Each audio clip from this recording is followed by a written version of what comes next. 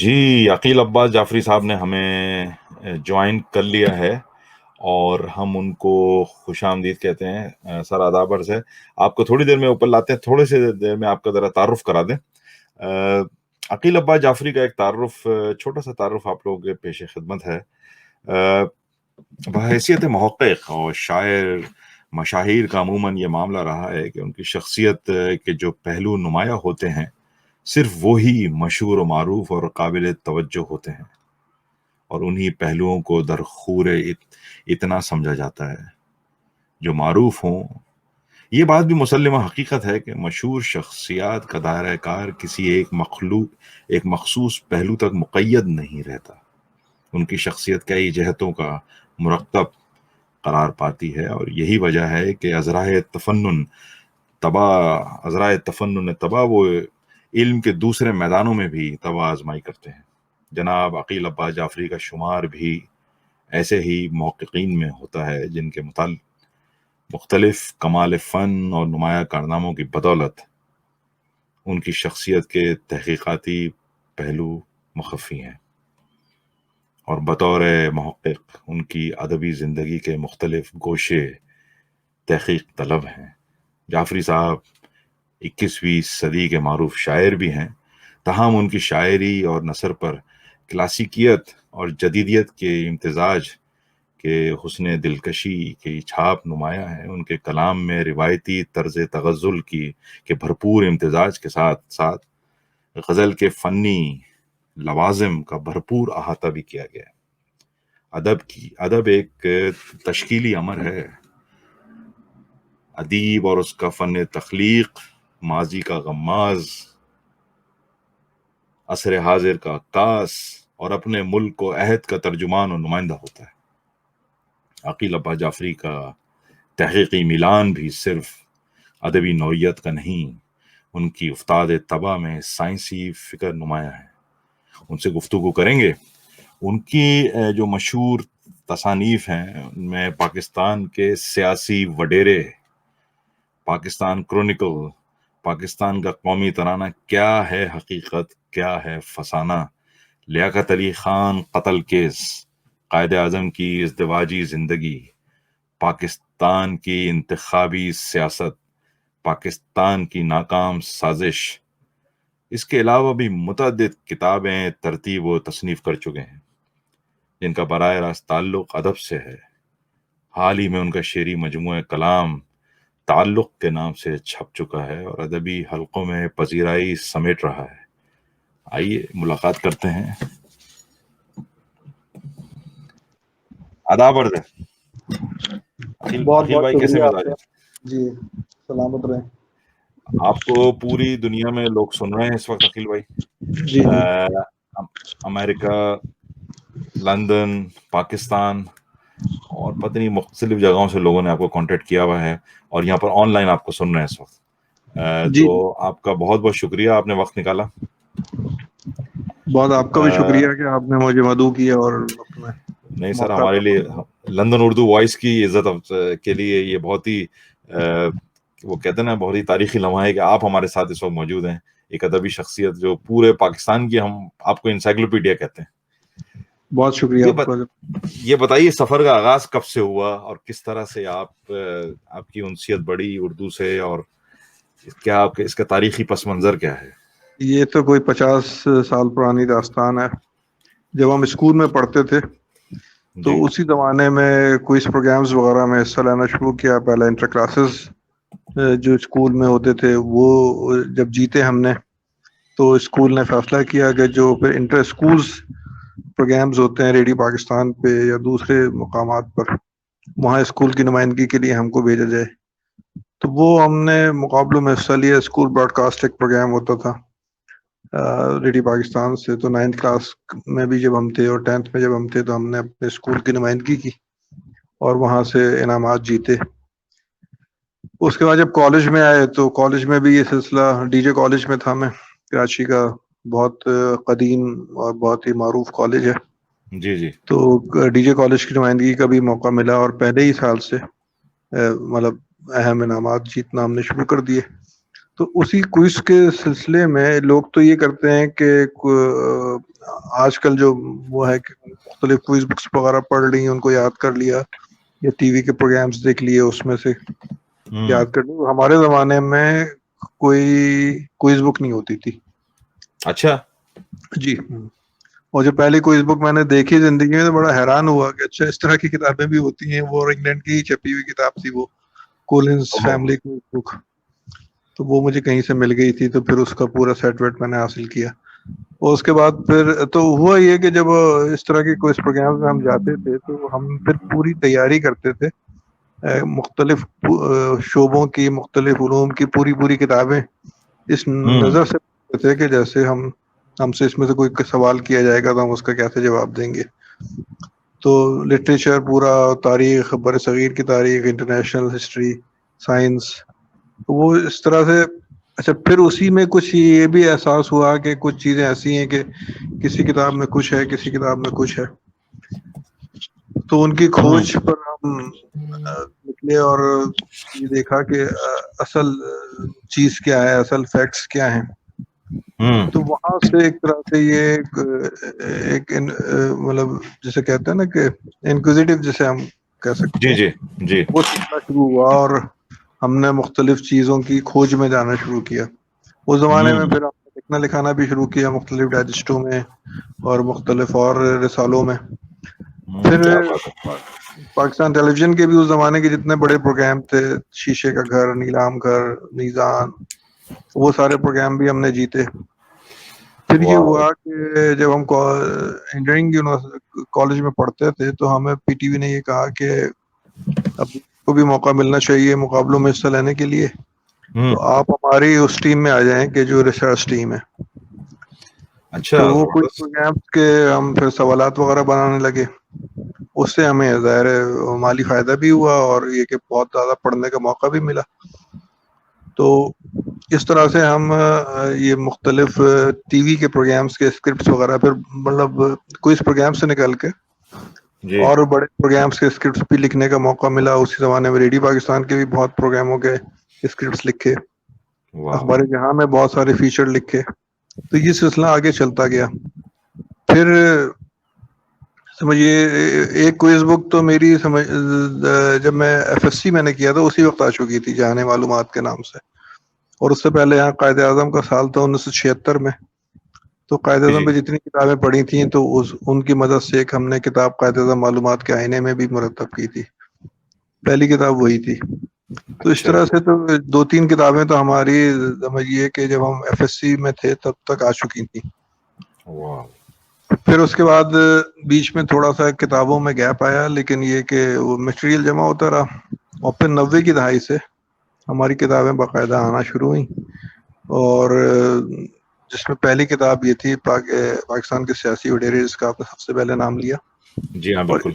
مجھے کھوج یہ ہوئی کہ جو پاکستان کی سیاست ہے، آپ کو معلوم ہے کہ اس میں کچھ مخصوص خاندان ہیں. جی ہاں بالکل. پھر کے وہی گیلانی، وہی زرداری، وہی لغاری، وہی مزاری، وہی مکسی، وہی بگٹی، وہی مینگل، اور اسی طرح سے کے پی میں بھی اور سندھ میں بھی وہی جتوئی. تو یہ گھوم پھر کے حصہ لیتے رہتے ہیں. تو مجھے اس کے بارے میں تھوڑا سا تجسس ہوا کہ ذرا ان کی ہسٹری کھنگالی جائے کہ انہوں نے کب حصہ لینا شروع کیا، ان کے جد امجد کون تھے جو پہلی دفعہ کسی اسمبلی کے ممبر بنے. تو اس میں بڑے مزے کے انکشافات ہوئے. اس کو بہت تھورلی پڑھا. جی پنجاب چیفز وغیرہ جیسی کتابیں تھیں، جیسے سندھ پر بھی 1-2 کتابیں تھیں پرانی ہسٹری کی. اور کچھ لوگوں نے بھی میری بڑی مدد کی اس سلسلے میں جو اس فیلڈ کے لوگ تھے سینئر. کچھ سیاستدانوں نے بھی، جیسے اپنے شیرواز خان مزاری ابھی حیات ہیں، انہوں نے اپنی لائبریری میں مجھے بہت استفادہ کرنے کا موقع دیا. سنا ہے ان کی لائبریری، تو میں نے اس کے بارے میں سنا ہے کہ کیا ان کے پاس جی سیاست پر تو میرا خیال ہے کہ پاکستان کی پولیٹیکل ہسٹری پر اس سے اچھی لائبریری شاید ہی کوئی ہو. یعنی پرسنل لائبریریز کی بات کر رہا ہوں. ویسے تو خیر ظاہر اداروں کی لائبریری بھی ہوتی ہیں. پاکستان اسٹڈی سینٹر کی لائبریری بہت اچھی ہے، قائد اعظم اکیڈمی کی لائبریری بہت اچھی ہے. لیکن جو ذاتی لائبریریاں ہیں اس میں اس وقت کراچی میں شیرباز خان مزاری کی لائبریری بہت اہم لائبریری ہے اس موضوع پر. کیا بات ہے. اچھا پھر اس زمانے میں خالد شمس الحسن صاحب تھے ہمارے سینئر دوست کہہ لیں, آپ مربی کہہ لیں, محسن کہہ لیں, جی جی انہوں نے بھی اپنے لائبریری کے دروازے ہم پر کھول دیے اور ہم ہر اتوار کو ان کے گھر جایا کرتے تھے اور اگلے ہفتے کے لیے کتابیں لے آتے تھے اور پرانی کتابیں کیا بات واپس ہے, کرتے. واہ, حالانکہ تو ان کی خزانہ کھل لائبریری گیا سے, آپ کے لیے, ہاں کہتے ان ہیں کی کہ لائبریری خزانے سے کے کبھی دروازے کسی کھل گئے. لوگ حیران بھی ہوتے تھے کہ یار خالد بھائی تو کسی کو کتاب اپنے ہاتھ نہیں لگانے دیتے. کیا تو بات میں ہے, نے واہ. خالد بھائی سے ذکر کیا اس بات کا کہ فلاں آدمی یہ کہہ رہا ہے, کہنا وہ جاہل آدمی ہے, اس کو کیا پتا کتاب کا. تم تو اس کیا بات کتاب ہے, سے کیا بات ہے. استفادہ کرو گے, تم تو اس کتاب سے فیض اٹھاؤ گے, تم کو دینے میں خوشی ہوتی ہے کتاب کو, اور ان کو دے کے ایک دم وہ ہوتی ہے تو پریشانی ہوتی ہے کہ یہ کتاب واپس بھی ملے گی کہ واپس نہیں بھی ملے آئے گی, نہیں آئے گی, صحیح بات ہے. گی. تو اس طرح سے ہمیں کچھ لوگوں نے مدد کرتے رہے, اور اس کی مدد سے ہی کچھ سال بھر میں ہماری یہ کتاب پاکستان کے سیاسی وڈیرے 1993 کے الیکشن سے پہلے آئی.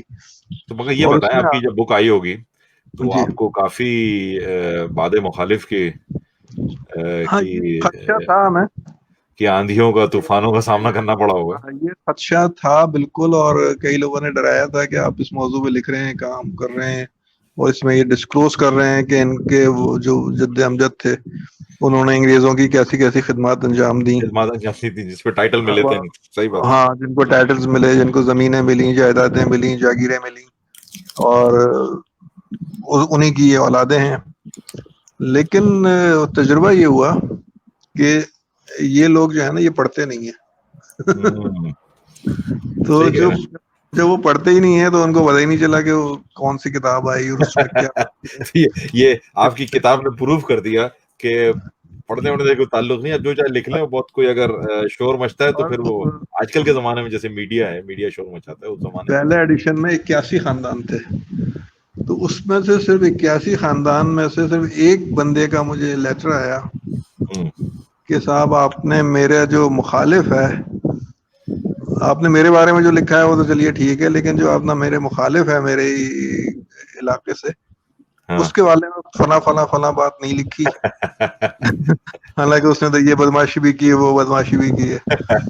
تو میں نے ان کو کیا بظاہر بات اس ہے, زمانے میں موبائل وغیرہ کا زمانہ نہیں تھا, 93 کی بات ہے, بالکل نہیں تھا, صحیح بات ہے. میں نے ان کو لیٹر لکھا. میں نے کہا کہ بہت سر آنکھوں پر آپ کی بات, لیکن جو باتیں آپ نے ان کے بارے میں لکھی ہیں وہ میں شامل کرنا چاہتا ہوں اپنی کتاب میں, لیکن اس کا کوئی مجھے آپ دستاویزی ثبوت دے دیجئے جی ہاں, تاکہ مجھے بھی سہولت رہے, کیونکہ میری کتاب میں جتنی بھی باتیں لکھی گئی تھیں وہ تاریخی حوالوں سے اور دستاویزی ثبوت کے ساتھ لکھی گئی تھی, ہر صحیح کتاب کا نمبر, ڈاکومنٹ کا نمبر, جو بھی. تو انہوں نے کوئی جواب نہیں دیا اس کا. بات. اس کا مطلب یہ تھا کہ وہ دوسرے پر ویسے ہی کیچڑ اچھالنا چاہ رہے تھے بلا وجہ, اور ان کے پاس کوئی دستاویزی ثبوت نہیں تھا اپنے مخالف کو خراب کرنے کے لیے. اچھا, یہ جو آپ نے جو پاکستان کرونیکلز لکھا, اس کے یہ میں نے بھی دیکھی تھی بائی دا وے. میں جب 2-3 سال پہلے اکرم قائم خانی صاحب کے ساتھ ہی, بلکہ بک پاکستان میں اپنا کراچی میں خاص طور پہ ایکسپو سینٹر میں ایگزیبیشن ہوتی ہے کتابوں کی, جی جی تو اس میں نے دیکھی تھی یہ کتاب آپ کی, اور یہ کافی ضخیم کتاب تھی, کافی کام تھا اس کے اندر ریسرچ کا.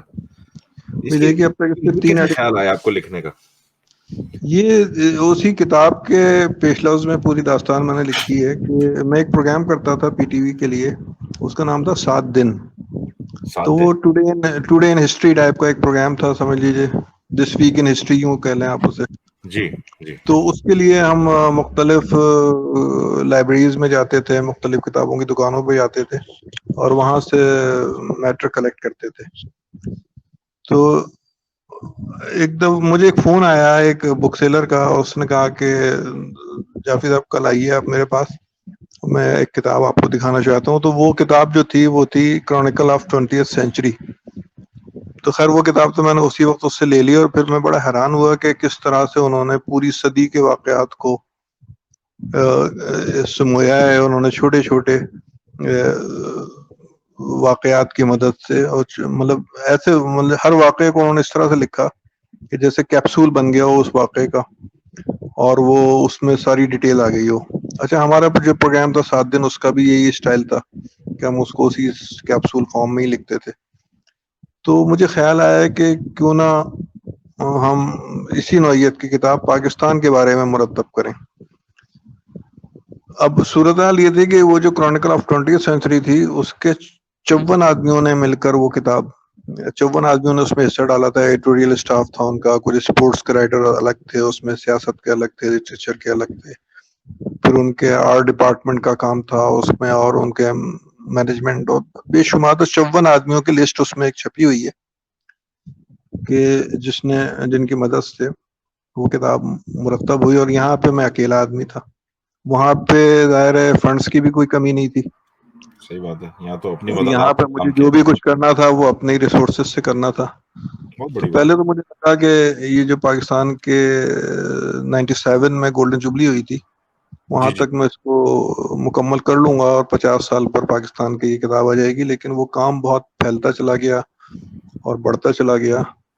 تو اس کے بعد بہرحال میں اس میں جب بھی مجھے وقت ملتا تھا میں اس میں کیا نام ہے کام کرتا رہتا تھا. یہ اس طرح سے یہ کتاب 2010 میں مکمل ہوئی اور 2010 میں اس کا پہلا ایڈیشن آیا. تو جب یہ پہلا ایڈیشن آیا تو اس کی بڑی پذیرائی ہوئی, اور آپ کو پتا ہے کہ پاکستان میں کتاب جو ہے نا بمشکل 500 کی تعداد میں چھپتی ہے. ہمارا جو اس پہ اتنا انویسٹمنٹ تھا اور اتنی اس کے اندر اس کی ضخامت تھی کہ اگر ہم اس کو 500 کی تعداد میں چھاپتے تو کتاب کی قیمت بہت بڑھ جاتی. صحیح بات. تو کتاب کی قیمت کم کرنے کے لیے ہم کو رسک لینا پڑا اور ہم نے اس کو 2000 کی تعداد میں چھاپا. مجھے اپنے اوپر اعتماد تھا کہ یہ کتاب, مجھے پبلشر جو پرنٹر تھا اس نے بھی منع کیا, لیکن میں نے کہا کہ نہیں آپ اس کو 2000 چھاپیں اور یہ نکل جائے گی. اور یہی ہوا کہ وہ کتاب چھپی ہے تو 1 سال کے اندر اندر پورا 2000 کا ایڈیشن ختم ہو گیا آپ کا. اور پھر اس کے بعد ہم نے اس کو اپڈیٹ کیا. 2011 میں اس کا اگلا ایڈیشن آیا, پھر 2018 میں بھی اس کا تیسرا ایڈیشن آیا. اب ظاہر ہے اس کی فروخت کا جو سلسلہ ہے وہ اتنا تیز نہیں رہا کیونکہ جو میرے ریڈرز ہیں یا جو اس نوعیت کی کتابوں کے ریڈرز ہیں انہوں نے ان کے پاس کم و بیش سب کے پاس یہ کتاب موجود ہے. تو ظاہر ہے وہ اب جو اگلا ایڈیشن آتا ہے تو وہ نئے لوگوں کو اٹریکٹ کرتا ہے, تو اس لیے اس کی رفتار تھوڑی سی سلو ہے. مگر یہ ہے کہ یہاں پر باہر یورپ میں, امریکہ میں, باہر انٹرنیشنلی لوگ آپ کی کتابوں کو ابھی کافی لوگ ٹیکسٹ کر رہے ہیں جی کہ ان کو کتابیں میں چاہیے, تو وہ کیسے حاصل کر سکتے ہیں کتابیں, کوئی ذریعہ ہے اس کا؟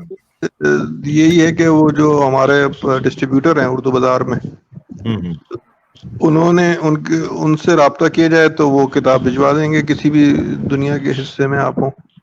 اچھا صحیح ہے, تو آپ مجھے دے دیجیے گا تو میں سب کو بھیج دوں گا, کراچی بھی لکھ دیں گے تو پہنچ جائے گا ان تک لیٹر. بالکل. اور ذرا سا سرچ کریں گے تو وہ فضلی سنس کا آپ کو ای میل ایڈریس وغیرہ فون نمبر بھی گوگل پہ ہے میرے پاس, بالکل ہے فضلی سنس, گوگل کی مدد سے مل جائے گا.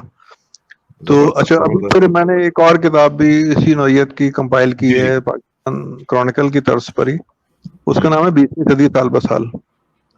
یہ دراصل میرا سال بسال, ہاں یہ اصل میں میرا ایک سلسلہ تھا جو میں نے اخبار یہاں کے لیے لکھا تھا, اس کا بھی یہی نام تھا 20ویں صدی سال بسال, اور یہ 98-99 میں چھپا تھا 100 قسطوں میں.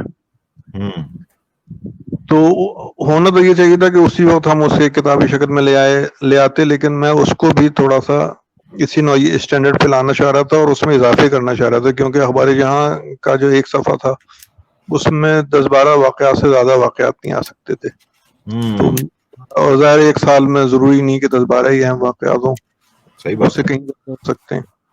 تو وہ بھرپور کر اس کا مسودہ مکمل کر کے ابھی یہ 2019 میں اس کا ایڈیشن آیا ہے 20ویں صدی سال بسال کا, اور اس میں ہم نے سن 1900 سے لے کے سن 2000 تک 101 سال بنتے ہیں یہ, اس کا احاطہ کیا ہے. اور اس پوری صدی میں سیاست میں, ادب میں, فلم میں, اسپورٹس میں, جتنے بھی شعبہ زندگی ہیں, آرٹ میں, میوزک میں, فلم, ان سب کا احاطہ کیا ہے.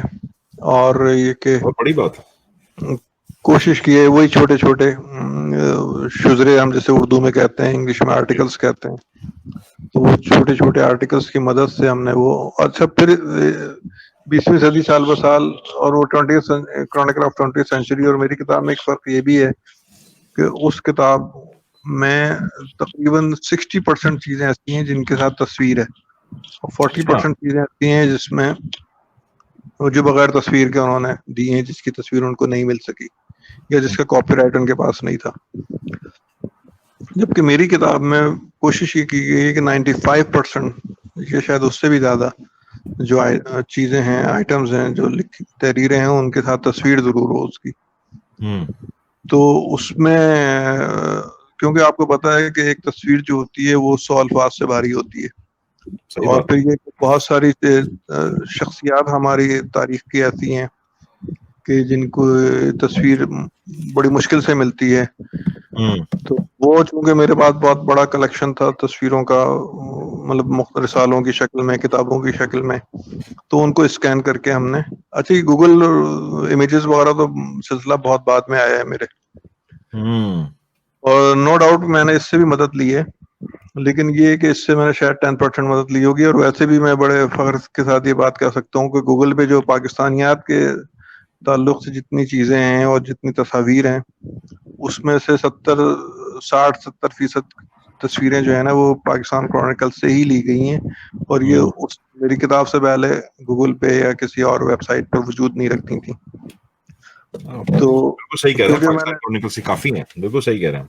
اور بہت ساری تصویریں ایسی بھی ہیں کہ جس کے بارے میں لوگوں کو شبہ ہے کہ یہ غلط ہیں، مشہور ہو جاتی ہیں، یا گوگل پہ بھی آپ سرچ کرتے ہیں تو وہ نام کسی اور کا ہوتا ہے اور تصویر کسی اور کی دے دیتے ہیں. تو ہم نے اس میں بھی بڑی محنت کی کہ جس شخص کی یا جس واقعے کی تصویر لگا رہے ہوں تو وہ بالکل ایکوریسی کے ساتھ آئے، کیونکہ اب ظاہر ہے یہ کتابیں جو ہیں یہ آگے مستقبل میں چل کر ایک بہت بڑا سورس بن جائیں گی ہماری ہسٹری کا. تو اگر اس میں کسی چیزوں کا خیال نہ رکھا گیا، پھر تاریخوں کی اتھینٹسٹی پہ بھی ہم نے کام کیا. اچھا ایک اچھی خبر آپ کو دوں، اور آپ کے جو آڈینس ہے ان کے لیے بھی بہت اچھی خبر ہے، وہ کہ پاکستان کرونیکل کا کوئی 1100 صفحے کا، یعنی 1300 صفحے کی کتاب ہے، وہ 1100 صفحے کا ٹرانسلیشن مکمل ہو گیا ہے.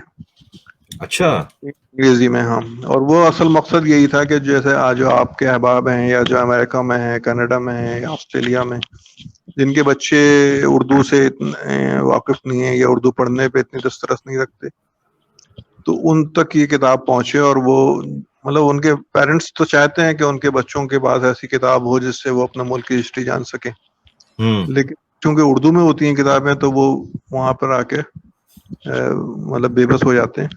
تو یہ صرف ان کی سہولت کے لیے ہم نے اس کتاب کا ٹرانسلیشن کچھ میں نے خود بھی کیا ہے، اور کچھ میرے ایک دوست ہیں امریکہ میں رہتے ہیں، انہوں نے صرف اپنی محبت میں بغیر کسی معاوضے کے اس کتاب کا، فیاض مدثر مبین ان کا نام ہے، کیا بات ہے، زبردست. وہ یہ کہتے ہیں کہ جتنی آپ نے خدمت کی ہے اس ملک کی، تو میں بھی اپنا حصہ ڈالنا چاہتا ہوں اس خدمت میں. اور انہوں نے بہت محبت کے ساتھ، بہت مصروف آدمی ہیں، کبھی وہ دبئی میں ہوتے ہیں، کبھی سعودی عرب میں ہوتے ہیں، کبھی امریکہ میں ہوتے ہیں. مگر انہوں نے کام تو اچھا کیا آپ کے لیے، صحیح بات ہے. ڈیسیلینیشن کے ایکسپرٹ ہیں، وہ پوری دنیا میں بلائے جاتے ہیں، لیکن یہ کہ وہ ساتھ ساتھ یہ کام بھی کرتے رہتے ہیں.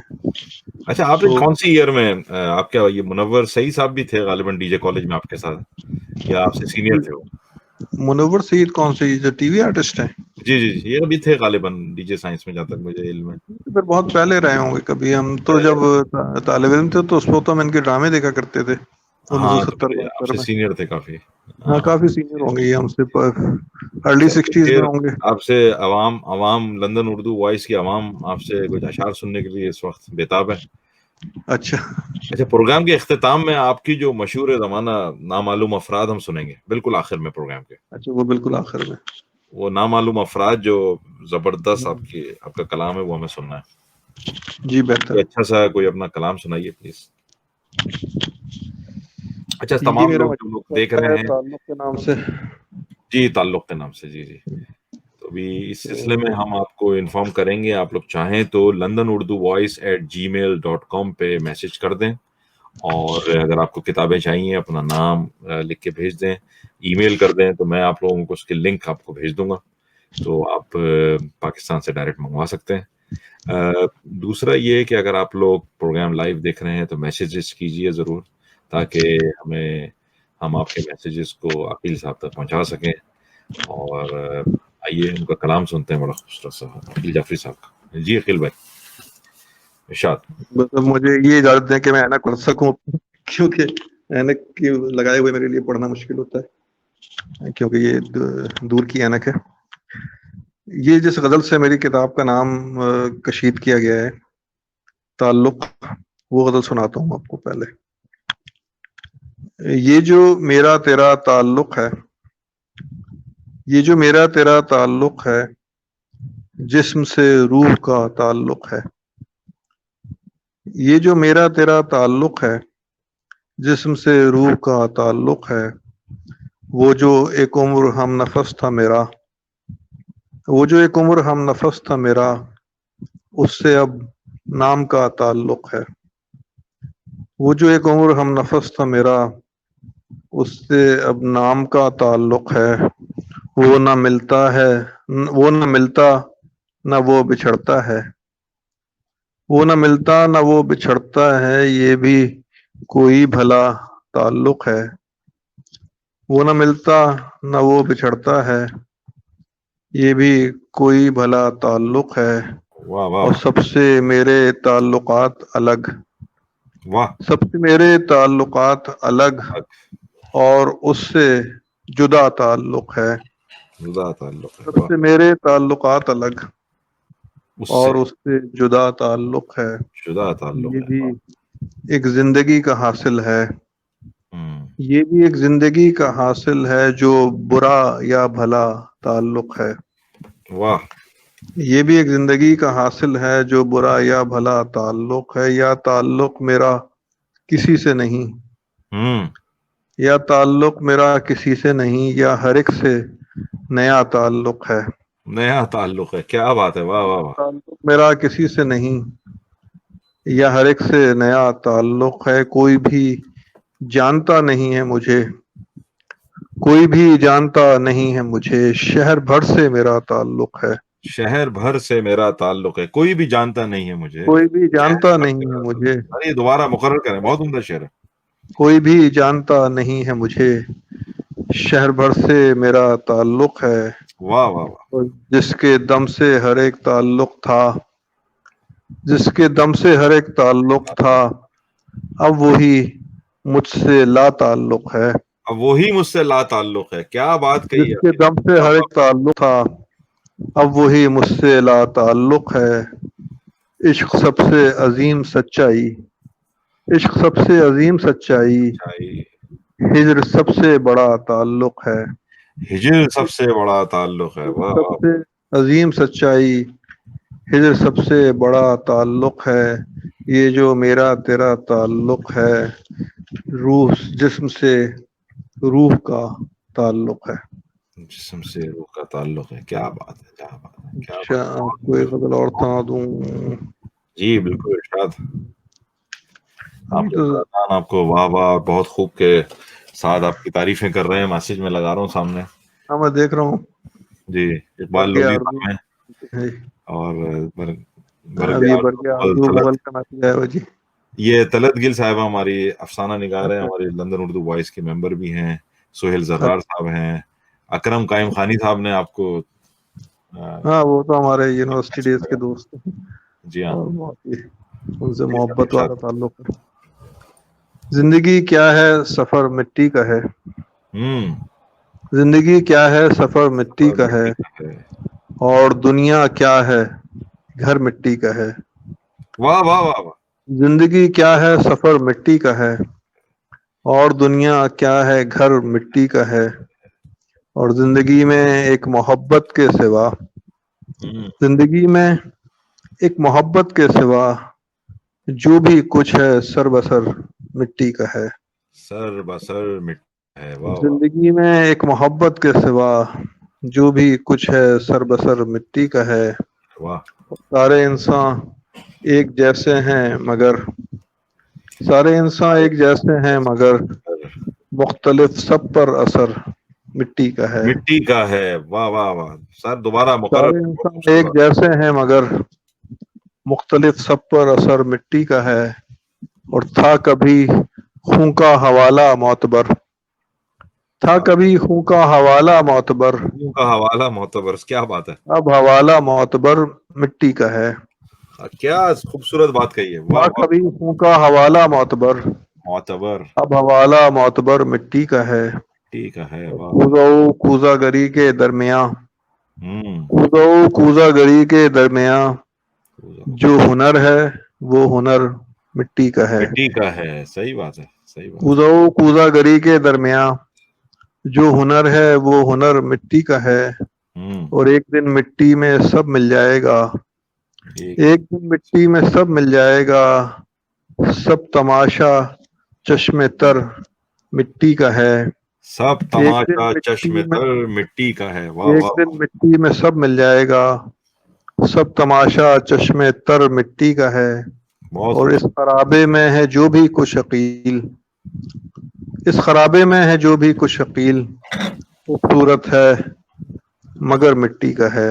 مٹی کا ہے، کیا بات ہے. اس خرابے میں ہے جو بھی کچھ عقیل، ہوں. خوبصورت ہے مگر مٹی کا ہے. زندگی کیا ہے سفر مٹی کا ہے، اور دنیا کیا ہے گھر مٹی کا ہے.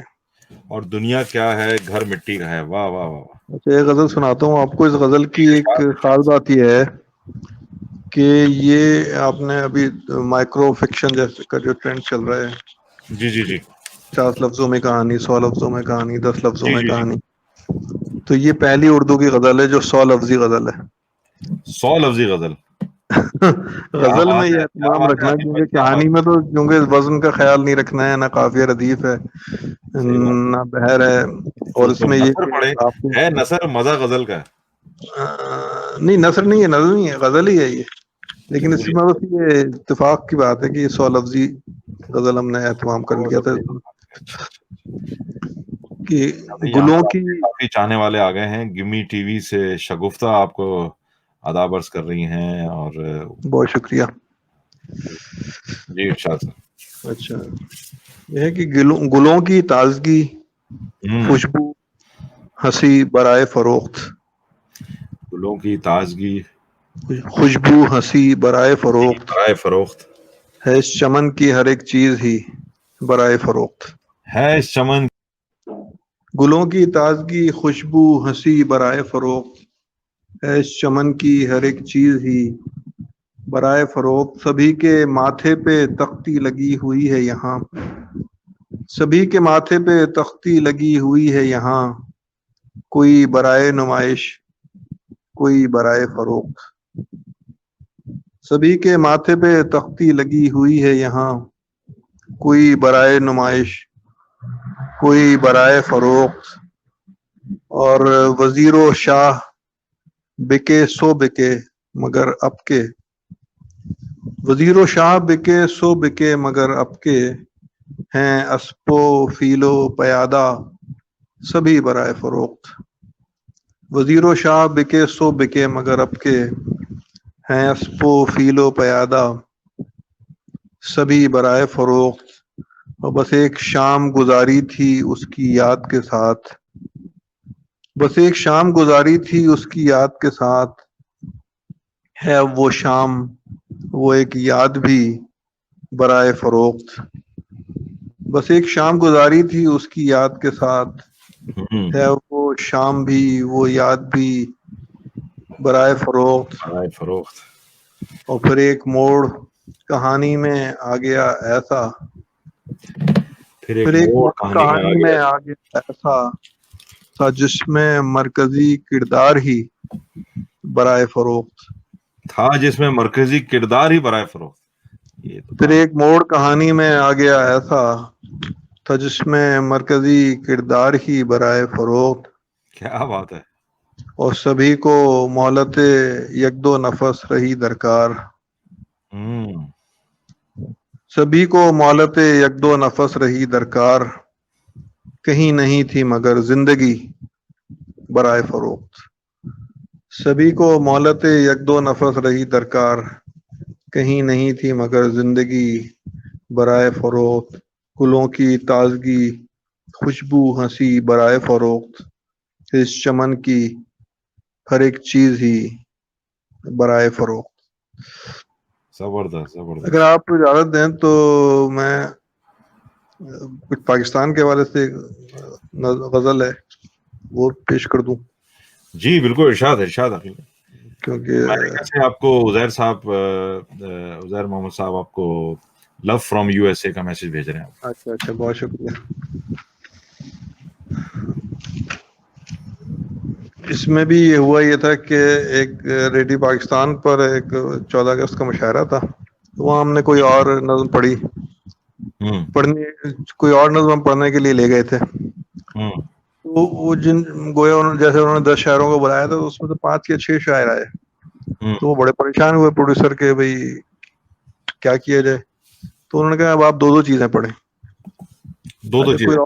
کوئی اور شاعر ہوتا تو وہ تو خوش ہو جاتا، چیزیں پڑھنے کا موقع مل رہا ہے. میرے ساتھ مسئلہ یہ تھا کہ میں نے لکھی ایک چیز تھی. پھر میں نے ان سے کہا کہ آپ مشاعرہ شروع کر لیں اور مجھے کوئی 15-20 منٹ جو ہے نا کاغذ قلم لے کے میں بیٹھ گیا کہ دوسرے کمرے میں جا کے. تو یہ سمجھ لیجیے کہ آدھے گھنٹے کی لکھی ہوئی غزل ہے، اور یہ پاکستان کے تعلق سے. بالکل ارشاد سر، ارشاد. سب لفظوں سے لفظ ہے اچھا پاکستان. سب لفظوں سے لفظ ہے اچھا پاکستان. سب لفظوں سے لفظ ہے اچھا پاکستان. سب جذبوں سے بڑھ کر جذبہ پاکستان. واہ واہ واہ. سب لفظوں سے لفظ ہے اچھا پاکستان. سب جذبوں سے بڑھ کر جذبہ پاکستان. کیا بات. نسلوں کا، قوموں کا اور زبانوں کا. نسلوں کا، قوموں کا اور زبانوں کا رنگ برنگا ایک گلدستہ پاکستان. کیا بات ہے. نسلوں کا، قوموں کا، نسلوں کا، قوموں کا اور زبانوں کا واہ رنگ برنگا ایک گلدستہ پاکستان. اور سندھی، پنجابی، پشتون، بلوچ، مہاجر. سندھی، پنجابی، پشتون، بلوچ، مہاجر سب کو جوڑنے والا رشتہ پاکستان. پاکستان کیا بات ہے. سندھی، پنجابی، پشتون، بلوچ، مہاجر سب کو جوڑنے والا رشتہ پاکستان. اور وہ شب 1000 مہینوں سے افضل. کیا بات ہے. واہ واہ. وہ شب 1000 مہینوں سے افضل جب قدرت نے بخشا تحفہ پاکستان. پاکستان کیا بات. اور وہ شب 1000 مہینوں سے افضل 27 رمضان کی جو شب ہے ہماری شب قدر، وہ شب 1000 مہینوں سے افضل جب قدرت نے بخشا تحفہ پاکستان. اور لکھنا تھا دنیا کا سب سے اچھا نام. لکھنا تھا دنیا کا سب سے اچھا نام. ذہن میں ایک ہی نام آیا تھا پاکستان. اور لکھنا تھا دنیا کا سب سے اچھا نام. ذہن میں ایک ہی نام آیا تھا پاکستان. یہی میری پہچان، یہی تعارف ہے. یہی میری پہچان، یہی تعارف ہے. میری ہستی، میری دنیا پاکستان. یہی میری پہچان، یہی تعارف ہے. میری ہستی، میری دنیا پاکستان. اور پھر وہ کاغذ جگمگ جگمگ کرنے لگا. پھر وہ کاغذ جگمگ جگمگ کرنے لگا. میں نے اس پر یوں ہی لکھا پاکستان. پھر وہ کاغذ جگمگ جگمگ کرنے لگا. میں نے اس پر یوں ہی لکھا پاکستان. سب لفظوں سے لفظ ہے اچھا پاکستان. سب جذبوں سے بڑھ کر جذبہ پاکستان.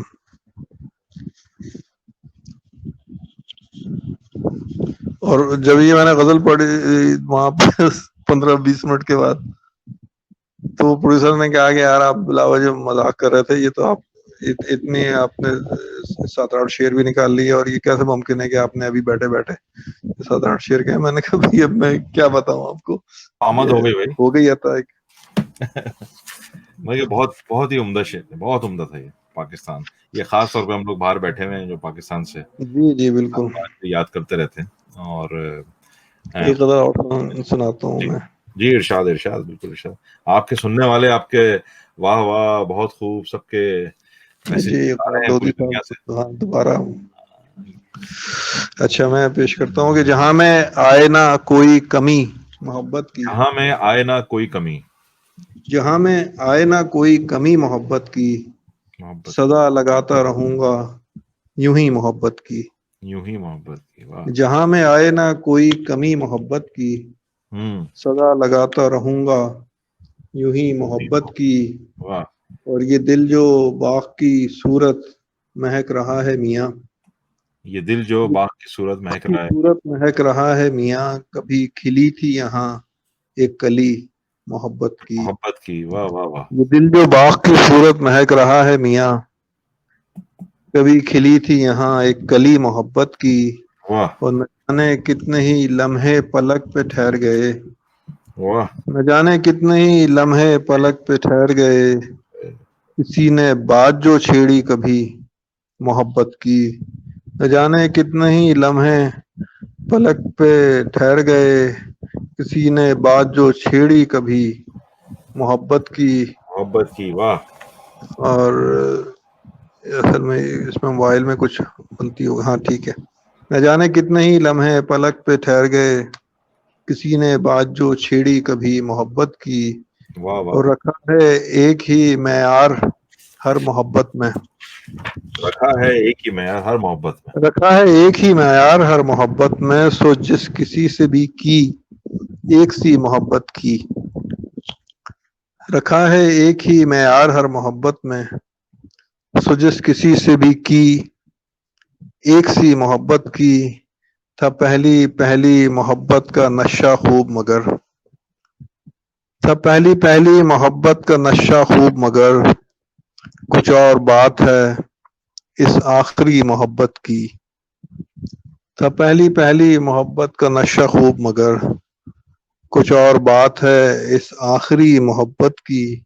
اور یہ شہر دل کے مکینوں کو خوب ہے معلوم، یہ شہر دل کے مکینوں کو خوب ہے معلوم، ہر ایک پہ کھلتی نہیں ہے گلی محبت کی. یہ شہر دل کے مکینوں کو خوب ہے معلوم، ہر ایک پہ کھلتی نہیں ہے گلی محبت کی. نہ مال و زر کی طلب پھر اسے ہوئی کوئی، نہ مال و زر کی طلب پھر اسے ہوئی کوئی، جسے نصیب ہوئی ہے پری محبت کی. اور جب آئینے میں نظر آئے کوئی اور ہی شخص، جب آئینے میں نظر آئے کوئی اور ہی شخص، ہے پہلی پہلی علامت یہی محبت کی. جب آئینے میں نظر آئے کوئی اور ہی شخص، ہے پہلی پہلی علامت یہی محبت کی. وہی تو جان سکے گا ہمارا حال عقیل، وہی تو جان سکے گا ہمارا حال عقیل، وہ جس نے ہجر سہا یا کبھی محبت کی.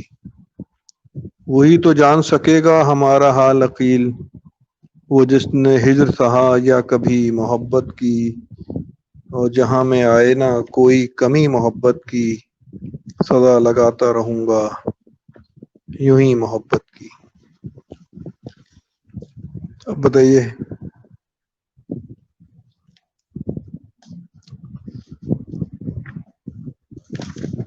اردو کا جو مستقبل ہے، اردو سے متعلق جناب غالباً پاکستان میں بھی پوری دنیا میں زبان میں تو بہت تاثیر ہے، زبان میں بہت دم ہے. ہم لوگ کس طرح سے آگے بھی، اب کافی اردو ہندوستان میں بھی ادھر بھی ادھر بھی ہر جگہ کافی اس کا چرچا ہے کہ زبان کی زندگی جو ہے وہ آپ کیا سمجھتے ہیں کہ وہ ان نیکسٹ جنریشن کے لیے کس طرح سے ہم ان تک یہ پیغامات جو آپ کتابیں لکھ رہے ہیں، جو آپ لوگوں نے، کیا ہم ان کو سب کو ٹرانسلیٹ کریں گے، یا پھر ہم انہی امید کر رہے ہیں کہ اردو کی ادب میں جو کہ اگلے وقت آنے والے جو وقت ہے اس کے اندر اس کا مل کے چلے گا، ساتھ کتنا ساتھ چل سکتا ہے. یہ جو 7-8 سال پہلے یہ بات کہی جا رہی تھی، اور اردو کے ایک بہت اہم ادبی جریدے سیب کے مدیر نسیم درانی صاحب نے کہا تھا کہ اب اردو ختم ہو جائے گی اور رومن جو ہے مستقبل ہے اردو کا. جی ہاں. اور اس کو ظاہر ہے اس سے اختلاف بھی کیا گیا کہ ایسا نہیں ہوگا، لیکن وہ تو اچانک شان الحق ثانی صاحب نے تو بلکہ 60s میں لکھا ہے اس کے اوپر کافی, انہوں نے تو اس کے اوپر کافی کوشش کی, اور میں بھی اس کے اوپر کہہ رہا تھا کہ آگے اردو کو زندہ رکھنے کے لیے یہ تو کرنا پڑے گا, مگر آپ کیا سمجھتے ہیں اس کی؟ لیکن اچانک ایک چیز آئی جو ہمارا اردو کی بورڈ آیا, یہ جو ہمارے موبائل میں بھی ہے, ہمارے کمپیوٹر میں, لیپ ٹاپ میں, ہر جگہ. اس اردو کی بورڈ کی وجہ سے میں سمجھتا ہوں کہ ہماری اردو کو ایک نئی زندگی مل گئی, اور لوگ بہت سہولت کے ساتھ, یعنی اب ان کو رومن میں لکھنے میں پرابلم ہوتی ہے اور مسئلہ ہوتا ہے, لیکن اب وہ بہت سہولت کے ساتھ اردو میں لکھ لیتے ہیں. ٹائپ کر لیتے ہیں اور اردو لکھ لیتے ہیں, اور وہ بہت خوبصورتی کے ساتھ دوسرے تک منتقل بھی ہو جاتی ہے. تو یہ سائنس اور ٹیکنالوجی کی مدد سے اگر ہم چاہیں گے تو اردو ہماری زندہ رہے گی. ادروائز یہ ہوگا کہ اگر ہم رومن میں آ جائیں گے تو یہ جو ہمارا اتنا بڑا خزانہ ہے, جیسے 50-60 ہزار کتابیں ریختہ پر پڑی ہوئی ہیں اردو کی, اور آج ہی میں ایک صاحب سے ذکر کر رہا تھا کہ ایک اور کوئی نیا گروپ بنا ہے جس میں مذہبی کتابیں ہیں. اس میں سے میں نے ان کو کچھ موازیں یعنی انیس و ضبیر وغیرہ بھیجی تھی, تو انہوں نے مجھ سے پوچھا کہ یہ کون سی ویب سائٹ ہے جہاں سے آپ نے مجھے یہ لنک بھیجا ہے. تو میں نے بتایا کہ یہ صرف مذہبی کتابوں کا ایک لنک بنا ہے, اور اس میں 25,000 کتابیں ہماری اردو میں جو مذہب سے متعلق میں نے ہیں. دیکھی ہے, ویب سائٹ دیکھی ہے میں نے, اور اس میں کافی اچھی اچھی کتابیں ہیں. تو اور بھی طرح کے بے شمار ہیں. تو یہ جو ہمارا خزانہ ہے ہم اس سے محروم ہو جائیں گے, جیسے ترکی میں ہوا تھا جب انہوں نے رسم الخط بدلا اپنا, تو وہ ترکی میں لکھی ہوئی جو پرانے رسم الخط میں تھی ان سے اس خزانے سے محروم ہو گئے. تو ان کو پھر خود خیال آیا کہ یہ اس سے تو بہت مسئلہ ہو گیا ہے. انڈیا میں یہ ہوا کہ جب آپ نے ہندی کو فوقیت دینا شروع کی, ہندی رسم الخط کو, اردو ہی لکھ رہے ہیں لیکن ہندی رسم الخط میں لکھ رہے ہیں. میں تو بڑا حیران ہوا کہ لکھنؤ میں گیا تو وہاں پہ جو میری کزنز وغیرہ تھی, میں نے ان سے, انہوں نے نوحے وغیرہ مجھے چاہیے تھے وہاں کے اس زمانے میں, مجھ سے کہا تھا کہ کچھ ایسی چیزیں لے کر آئیے گا. تو وہ سب کے سب ان کے یہاں جو نوحے تھے وہ ہندی رسم الخط میں لکھے ہوئے تھے, تو وہ ظاہر ہے میں پڑھ نہیں سکتا تھا. تو یہ ایک طرح سے وہ لوگ بھی محسوس کر رہے ہیں کہ ہم اپنے رسم الخط بدلنے کی وجہ سے اپنے ایک بہت بڑے علمی خزانے سے محروم ہو گئے ہیں. اور اس کے بعد یہ جو ریختہ کا ویب سائٹ آئی ہے اس نے بہت اردو کو فروغ دیا ہے. اور میں سمجھتا ہوں یہ ٹیکنالوجی اتنی ایڈوانسمنٹ کی طرف جائے گی, جتنا اس کو آگے فروغ ملے گا اتنی ہی ہماری اردو کی اس میں مدد ملے گی. اور اردو ختم ہونے والی زبان نہیں ہے. جو لوگ یہ سمجھتے ہیں کہ 100-200 سال کے بعد اردو ختم ہو جائے گی, وہ میں نہیں سمجھتا ایسا, کیونکہ ہمارا بہت بڑا خزانہ اردو میں ہے. زبان کی جو تاثیر ہے اس کی زبان کی وہ یہی ہے کہ وہ اردو میں خصوصیت یہ ہے کہ تمام زبانوں کو اپنے اندر سمو لیتی ہے. بالکل. اب آج ہی دیکھیے وہ ایک صاحب نے پوسٹ لگائی تھی کہ کمپیوٹر کو حاسب کہنا چاہیے اور ماؤس کو جو ہے یہ کہنا چاہیے اور کی بورڈ کو فلاں کلیدی تختہ کہنا چاہیے. بہت سارے تراجم کیے انہوں نے. تو کسی نے اس پہ کمنٹ کیا تھا, وہ میرا کمنٹ نہیں تھا کسی اور کا تھا. اس نے کہا کہ جناب یہ ساری محنت آپ کی بیکار ہے. اب کی بورڈ کو کلیدی تختہ کوئی نہیں کہے گا, ماؤس کو چوہا کوئی نہیں کہے گا. صحیح بات ہے. اور یہ کہ کی بورڈ کو یا ہارڈ ڈسک کو یا سافٹ ویئر کو, اس کے اردو ترجمے ابھی اردو کے لفظ ہو گئے ہیں. اور اردو میں یہی خوبی ہے کہ جو دوسری زبانوں کے جو لفظ ہیں وہ بہت جلدی قبول کر لیتی ہے. مثلا اب لاؤڈ اسپیکر لفظ آیا تھا 100 سال پہلے, اچھا اس پر تو عثمانی یونیورسٹی بھی تھی اور اردو گاڑی اردو بولنے والے ہمارے لوگ بھی موجود تھے. اس کے باوجود بھی وہ اعلی مکبر الصوت اسے کسی نے نہیں کہا. لاؤڈ اسپیکر ہی مروج رہا, اور لاؤڈ اسپیکر ہی آج بھی مقبول ہے لفظ اس چیز کے لیے. اب ریڈیو ہے, ٹیلی ویژن ہے, اس کا کیا اردو ترجمہ کریں گے؟ اچھا کچھ لفظوں کے معنی بھی بدلے اردو میں. مثلا ریل کا لفظ ہے, اب ریل جو ہے وہ انگریزی میں کہتے ہیں اس پٹری کو جس پر ٹرین چلتی ہے, لیکن ہمارے یہاں ریل ٹرین کو کہتے ہیں, اور اس کو ہم اردو کا لفظ سمجھتے ہیں کہ ٹرین کو اردو میں ریل کہتے ہیں. حالانکہ ریل بھی انگریزی کا ہی لفظ ہے. اور وہ جو ریلوے کا بھی چونکہ لفظ ہے موجود, تو وہ ریلوے سے ریل بنا ہوگا, پتہ نہیں کس طرح سے یہ اس ٹرین کے لیے اردو میں ریل کا لفظ رائج ہوا. ہماری تو اردو یہ ہے کہ وہ صوت پرووائڈ کر دیتی ہے, ہر زبان اپنے لب و لہجہ دوسری زبان میں جا کے لفظوں کے معنی بھی بدل جاتے ہیں.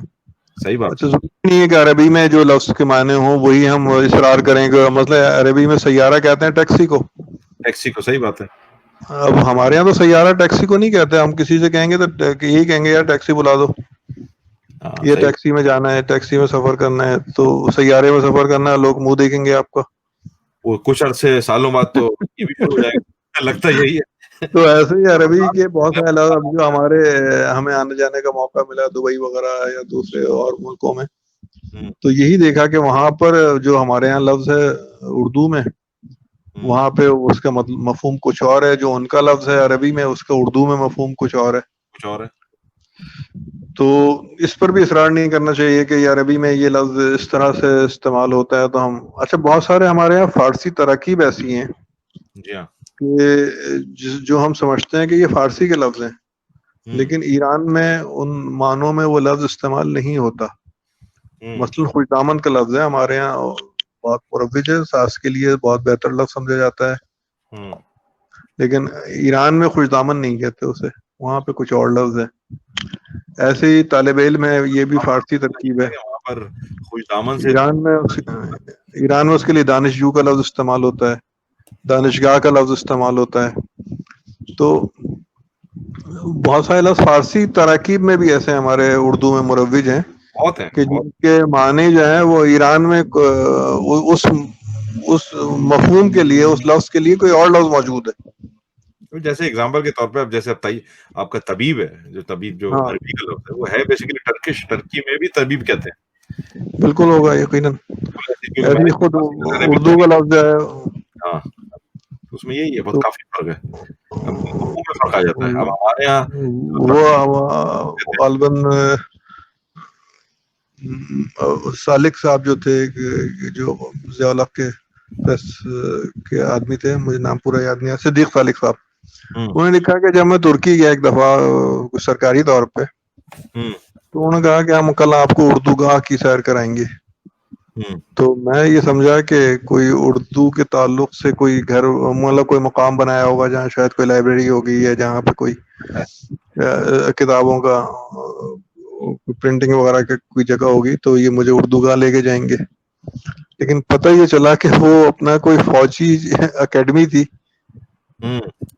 تو کہنا جب وہ ہم پہنچے اور ہم نے دیکھا اچھا یہ فوجی اکیڈمی ہمیں لے کر آئے, تو ہمیں فوراً یاد آ گیا کہ اردو کو جو ہے ترکی میں اردو کے معنی لشکر کے ہوتے ہیں, اور اس لیے انہوں نے ترکی میں جو فوجی اکیڈمی ہے اس کا نام انہوں نے اردو گاہ رکھا ہوا ہے.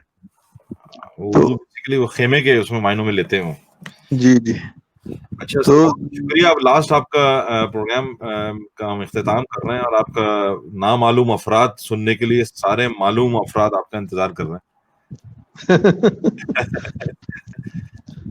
ارے اس میں بھی لوگوں نے ہمیں بہت شروع میں پڑھنے سے بھی ایک آدھ جگہ پہ روکا گیا, اور ایک آدھ جگہ لوگوں نے کہا کہ اوائڈ کریں اس کو, لیکن کچھ بھی نہیں ہے. لوگوں نے بلکہ پسند کیا, اور بلکہ مسئلہ یہ ہے نا کہ ہمارے یہاں آزاد اور بول کے لب آزاد ہیں تیرے, تو وہ ہمارے یہاں صرف پڑھا جاتا ہے, اس پہ عمل نہیں ہوتا. بلکہ آرٹس یہاں کونسل پر میں تو آپ مجھے نیچے سے پڑھی ہے میرے پاس, بابان کے آرٹس دھول کونسل میں تو مجھے اسی نامعلوم افراد نے ہی کچھ گھیر لیا. کہا کہ وہ جو آپ نے نظم لکھی, غزل لکھی ہے نامعلوم افراد, وہ آپ سے سننی ہے. میں گھبرایا بھی میں, لیکن اب وہ ایسی صورت حال تھی, سچویشن ایسی تھی کہ میں انکار بھی نہیں کر سکتا تھا, اور تھوڑی سی ہمت بھی ہوتی ہے جیسے کہ ہاں کوئی مسئلہ نہیں ہے سنائیں گے. تو انہیں نامعلوم افراد کے بیچ میں بیٹھ کے ہم نے یہ نظم پڑھی, یہ تو اور بعد میں وہ ہنسنے لگے. میں آپ کو بتاؤں نہیں, بعد میں وہ ہنسنے لگے, اور انہوں نے کہا کہ یار لوگ تو یہ کہہ رہے تھے کہ آپ نے ہمارے خلاف لکھی ہے, ہم یہ ہمارے خلاف تو نہیں ہے. میں نے کہا یہ صومالیہ کے لوگوں کے خلاف لکھی تھی, میں نے آپ لوگوں کے خلاف نہیں لکھی. سر ارشاد کریں. میں آپ کو بتاؤں یہاں پر تو ہمارا جو لندن اردو وائس کا پلیٹ فارم ہے نا, یہ ہر قسم کی تعصب سے آزاد ہے. اس میں تمام لوگوں کو جو بھی چاہیں ود ان اخلاقی پیرامیٹر بول سکتے ہیں. جی بالکل, ایسے ہی ہونا بھی چاہیے. ارشاد کریں سر, ارشاد. کہ پہلے شہر کو آگ لگائیں نامعلوم افراد. پہلے شہر کو آگ لگائیں نامعلوم افراد. پہلے شہر کو آگ لگائیں نامعلوم افراد, اور پھر امن کے نغمے گائیں نامعلوم افراد. کیا بات ہے, واہ واہ. پہلے شہر کو آگ لگائیں نامعلوم افراد، اور پھر امن کے نغمے گائیں نامعلوم افراد. نامعلوم افراد. لگتا ہے انسان نہیں ہے کوئی چھلاوا ہے، لگتا ہے لگتا ہے انسان نہیں کچھ انسان نہیں ہے کوئی چھلاوا ہے. سب دیکھیں پر نظر نہ آئے نامعلوم. نامعلوم افراد. کیا بات ہے، واہ واہ واہ. لگتا ہے انسان نہیں ہے کوئی چھلاوا ہے، آہا. سب دیکھیں پر نظر نہ آئے نامعلوم افراد. ہم سب ایسے شہر ناپرساں کے باسی ہیں، واہ. ہم سب ایسے شہر ناپرساں کے باسی ہیں، جس کا نظم و نسق چلائیں نامعلوم افراد. ہم سب ایسے شہر ناپرساں کے باسی ہیں، جس کا نظم و نسق چلائیں نامعلوم افراد. لگتا ہے اس شہر کا کوئی والی نہ وارث، لگتا ہے اس شہر کا کوئی والی نہ وارث. ہر جانب بس دھوم مچائیں نامعلوم افراد. لگتا ہے اس شہر کا کوئی والی نہ وارث، ہر جانب بس دھوم مچائیں نامعلوم افراد. اور پہلے میرے گھر کے اندر مجھ کو قتل کریں، پہلے میرے گھر کے اندر مجھ کو قتل کریں، اور پھر میرا سوگ منائیں نامعلوم افراد. پہلے میرے گھر کے اندر مجھ کو قتل کریں، اور پھر میرا سوگ منائیں نامعلوم افراد. اور ان کا کوئی نام نہ مسلک اور نہ کوئی نسل، ان کا کوئی نام نہ مسلک اور نہ کوئی نسل، کام سے بس پہچانے جائیں نامعلوم افراد. ان کا کوئی نام نہ مسلک اور نہ کوئی نسل، کام سے بس پہچانے جائیں نامعلوم افراد. اور شہر میں جس جانب بھی جائیں ایک ہی منظر ہے، شہر میں جس جانب بھی جائیں ایک ہی منظر ہے، آگے پیچھے دائیں بائیں نامعلوم افراد. شہر میں جس جانب بھی جائیں ایک ہی منظر ہے، آگے پیچھے دائیں بائیں نامعلوم افراد. پہلے شہر کو آگ لگائیں نامعلوم افراد، اور پھر امن کے نغمے گائیں نامعلوم افراد. کیا بات ہے سر، کیا بات ہے، واہ واہ. بہت عمدہ سر، بہت عمدہ. کیا بات ہے، مزہ آ گیا عقیل بھائی آپ کے ساتھ بات کر کے. اور بہت بہت شکریہ آپ کا کہ آپ نے وقت نکالا. جی بہت شکریہ، آپ کا بھی بہت شکریہ کہ آپ نے وقت دیا. نہیں یہ تو پلیٹ فارم اس کا تمام ادیبوں کا ہے، اور جی جی اس میں آپ کا بہت بہت شکریہ، اور تمام لوگوں کا لندن اردو وائس کی جانب سے یوسف ابراہیم کی طرف سے بہت بہت شکریہ کہ آپ لوگوں نے ہمیں سنا. ظاہری بات ہے لائیو پروگرام کے اپنے مسائل ہوتے ہیں، اور اس میں کچھ نہ کچھ چھوٹی موٹی غلطیاں ہو جاتی ہیں، تو آپ لوگ اس کو درگزر کر دیجیے گا. مگر جو معلومات آپ کو ملی ہیں یقیناً آپ کو پسند آئی ہوں گی. اس بات کے ساتھ میں اپنے پروگرام کا اختتام کروں گا کہ جان ایلین نے اپنی 1958 میں انشا کے نام سے ان کا آتا تھا، اس میں انہوں نے مضمون میں فکر اور فنون لطیفہ اور معاشرے کے متعلق بہت خوبصورت بات کہی کہ کسی معاشرے کی تقدیر کو جاننے کے لیے اس طریقہ کار کو جاننا چاہیے جو وہ معاشرہ اپنے ادیبوں، شاعروں، فنکاروں اور دانشوروں کے باب میں اختیار کرے، کہ یہی لوگ معاشرے کی ذہنی زندگی کے نمائندے ہوتے ہیں، اور یہی اس کے خالق. ذہنی زندگی جو افراد کے ذہنوں سے مرکب ہو کر ایک منفرد ذہن کی حیثیت حاصل کر لے، آپ اسے معاشرے کا عقلی مزاج کہہ لیجئے. اس بات کے ساتھ امید کرتا ہوں آپ لوگ اگلے ہفتے ایک نئی شخصیت کے ساتھ آپ کے پاس دوبارہ حاضر ہوں گے. بہت بہت شکریہ آپ سب لوگوں کا، بہت بہت شکریہ آپ کا بھی ابا جعفری صاحب. تھینک یو ویری مچ.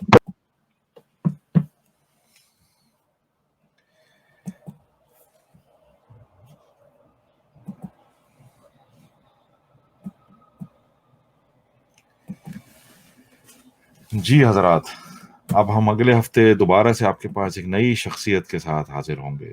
بہت بہت شکریہ.